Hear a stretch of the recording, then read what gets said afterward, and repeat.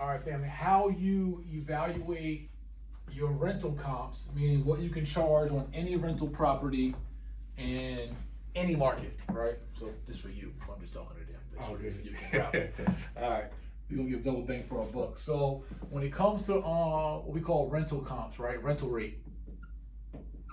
The same way we find comps for the full value of a home, right? Which is 3 comparable homes, right? So you find comps for the value of a home by trying to find 3 similar homes, right? We say comps is comparable, so comparable meaning similar, right? So similar in style, similar in value, similar in location, right? So we're looking for the average sales price, not listed price, but actually sold sales price of 3 comparable homes, right, within 1 square mile,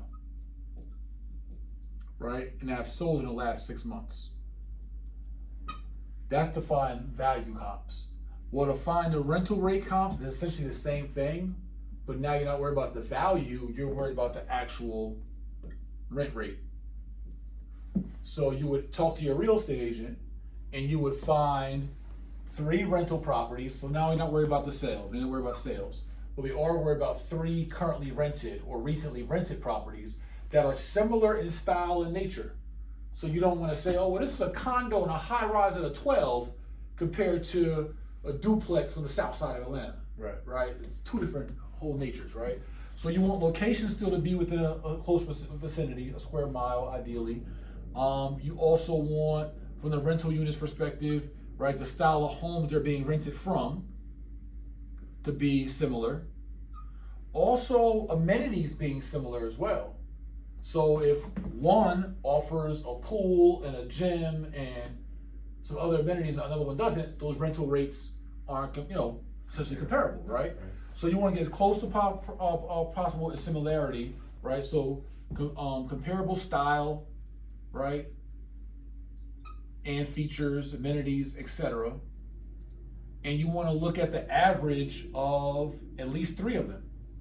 And a realtor can find it for you. You even can look on like apartments.com or other rental sites and see what going rates are, or properties that have currently been actually rented, or even call up and ask what's your going rate and find out what the biggest thing I think people lose out on finding comparable rent rate is they compare things that aren't similar or aren't in the same location, or there's some other kind of caveat, right? So like sometimes you'll find that this property had a tenant that's been there for 10 years. And yeah, he's paying $1,200, but it's a family type of tenant, right? Whose rate hasn't been up in the last 5 years or so. You try to compare that with the property as a new fresh tenant that might be getting $1,500, and now you're not really truly getting a comp. So comparable in home, but also comparable in tenant relationship, right? And comparable in features and comparable in geography and area.